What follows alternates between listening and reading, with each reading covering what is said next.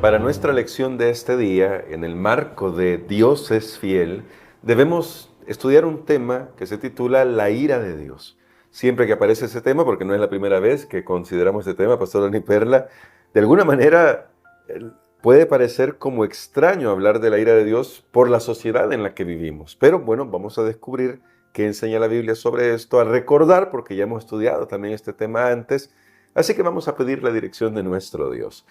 Bondadoso Padre, gracias por tu palabra, que es tan clara al mostrarnos los resultados del pecado y al mostrarnos tu carácter de amor que no puede verse de manos cruzadas frente a lo que está sucediendo en nuestro mundo por lo que el pecado ha causado. Gracias por actuar.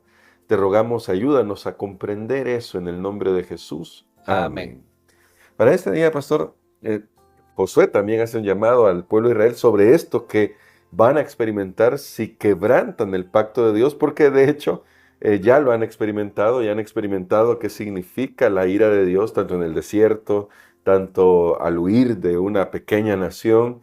Pero quizá la primera pregunta que surge aquí es, ¿por qué es tan importante para Josué que tengan claro que al quebrantar el pacto lo que viene es la ira del Señor? Y cómo eso ya nos puede ayudar a comprender a qué se refiere este tema, considerando que hemos ya hablado de esto en otras lecciones. Nuevamente, uno puede imaginarse a Josué dando este discurso y en la primera parte del discurso, cuando él comienza a hablar, Dios ha sido fiel, ha cumplido sus promesas. De paso, habían pasado 500 años desde la promesa que Dios hiciera a Abraham hasta este momento. Esto es algo que vale la pena que comentemos posteriormente, como a veces las promesas que Dios hace no se cumplen en el plazo o en el tiempo que nosotros pensamos. Pero el punto es que todo el mundo estaba eufórico, de repente el tono del discurso cambia drásticamente y Josué dice, si ustedes lo dejan, sí. Y entonces yo me imagino la reacción del pueblo y les dice, bueno, si ustedes hacen alianzas, si ustedes hacen aquí y allá, entonces la ira de Dios, entonces Dios se va a volver con ustedes, contra ustedes, como enemigo él mismo. Cambia totalmente todo el plano. Ahora, ¿por qué? Porque definitivamente Josué quiere alertar a su pueblo de que Dios es amor, pero que Dios también es justicia. Son dos atributos que nosotros los hemos estado estudiando.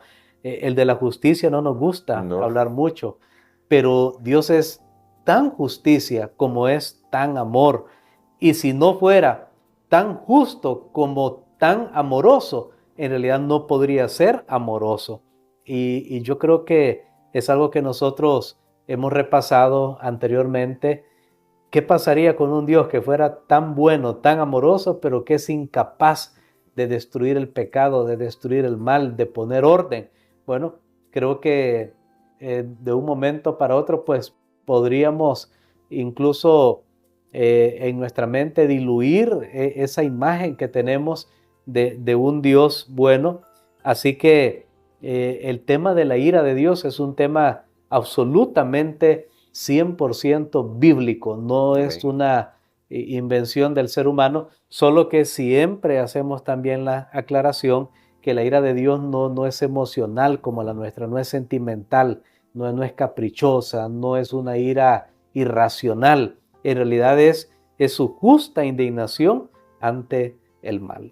¿Será, Pastor, que en realidad a veces el problema que tenemos es justamente porque lo estamos tratando de equiparar ira con amor, que tiene toda una razón, de hecho se ha estudiado esto, y más bien deberíamos ver la ira como parte del resultado del hecho de que Dios es el juez supremo de toda la tierra? ¿Cómo ver el hecho de que Dios es juez de la tierra y del universo? Tal vez nos ayudará a comprender mejor por qué Él tiene que actuar con esa justa ira. Creo que este es un buen ejemplo, este discurso de Josué y la acción de Dios en relación a su ira es un buen ejemplo de que Dios no tiene favoritismos, de que Dios es el juez justo de toda la tierra y no importa quién sea, puede ser su pueblo, Pero si ellos se desvían y hacen lo mismo que las naciones que estaban ahí antes que ellos, también a ellos Él los va a disciplinar. Ahí es la prueba más clara. Dios no tiene favoritismo. No pensemos, bueno, yo soy pastor, entonces yo sí tengo excepciones, yo puedo violar los mandamientos, puedo quebrantar aquí y a mí Dios sí me va a tener compasión, no me va a pasar nada. No, aquí está la prueba.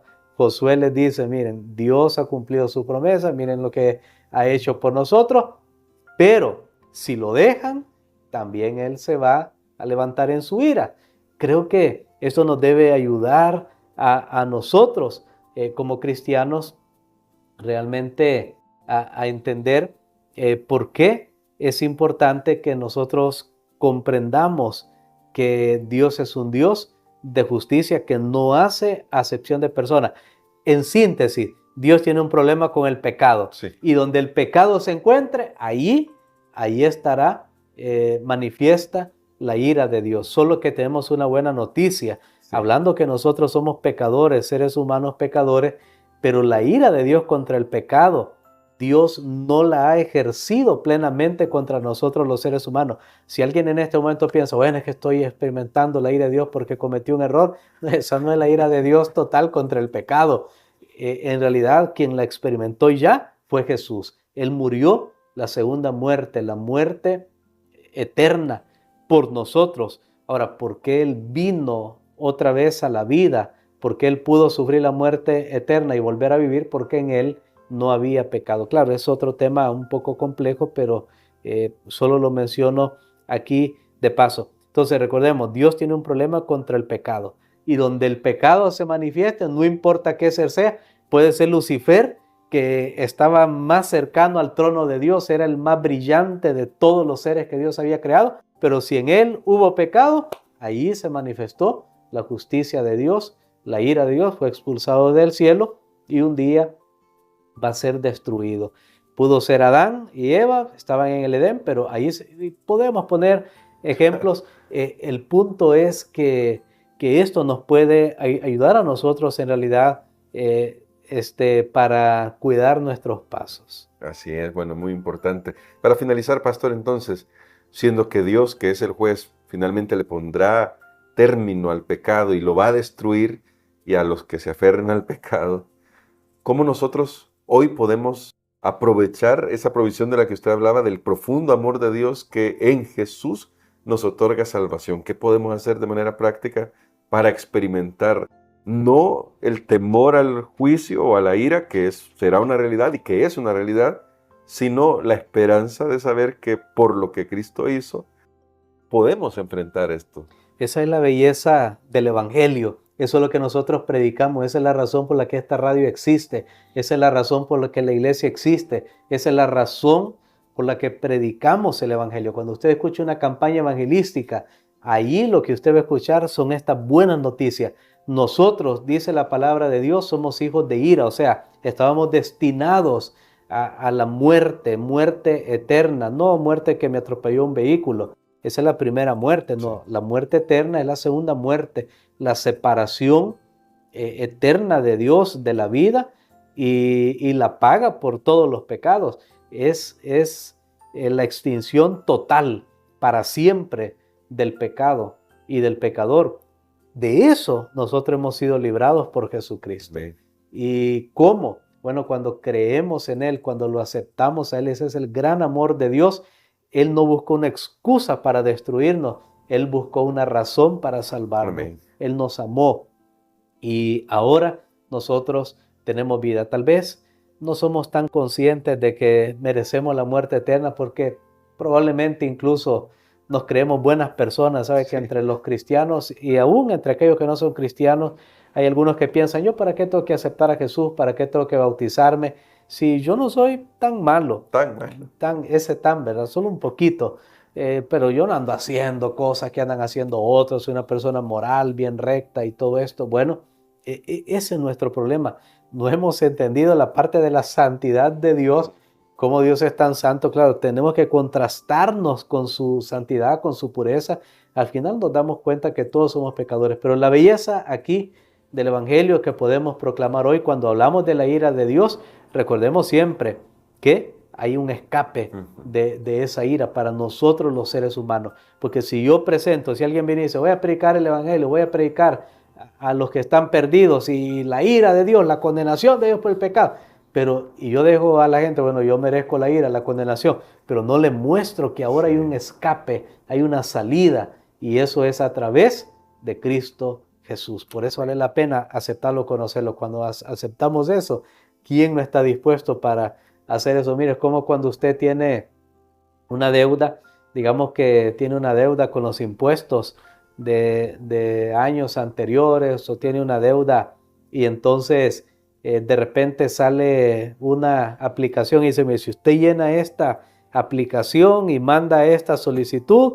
de que su deuda, su multa se la quiten, entonces se la vamos a quitar. Bueno, para alguien eso sería buena noticia. Sí. Eso es buena nueva. Pues por eso predicamos el Evangelio. La palabra de Dios es el Evangelio, en verdad. Es la buena noticia, y termina por eso la Biblia con una nota de victoria, de salvación. El Espíritu y la esposa dicen, ven, el que tenga sed, venga, tome del agua de vida gratuitamente. Hoy es la oportunidad, hoy es el día, porque recordemos que la ira de Dios es eterna contra el pecado, pero por supuesto su amor también es eterno, su justicia es eterna. En ese sentido, nosotros tenemos que aprovechar hoy la oportunidad que Él nos da, porque ¿qué pasa si yo no lo hago? Bueno, ahí está la ira de Dios. La ira de Dios no se quita.